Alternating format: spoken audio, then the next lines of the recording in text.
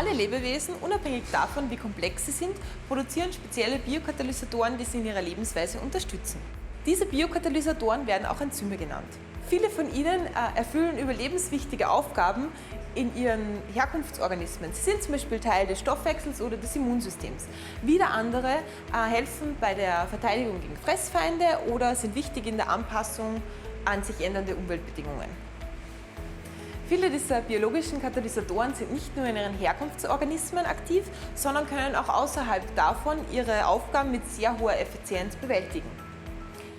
Sie arbeiten generell unter milden Reaktionsbedingungen, sind oft sehr robust und stellen ihre Produkte mit einer sehr hohen Selektivität her. Das macht sie in vielen Fällen zu attraktiven Alternativen zu den klassischen Katalysatoren der organisch-synthetischen Chemie. Sie finden ihren Einsatz in der modernen Medizin, in der großindustriellen Herstellung von Lebensmitteln und Chemikalien, aber auch in der Wiederaufbereitung von wiederverwertbaren Rohstoffen. Die Isolierung von Enzymen aus ihren natürlichen Herkunftsorganismen ist jedoch nicht immer möglich oder teilweise mit großem Aufwand oder Kosten verbunden. Deswegen produzieren wir unsere Enzyme in Hefe. Das Produzieren von Enzymen in Hefe ist oft eine kostengünstigere und rohstoffschonendere Alternative als die großindustrielle Isolierung aus ihren Herkunftsorganismen.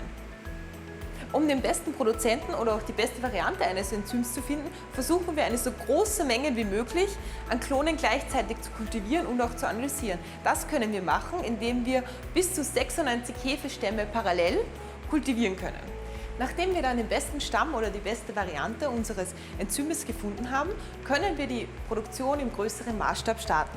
Zum Beispiel in Schüttelkolben und schlussendlich dann auch im Bioreaktor.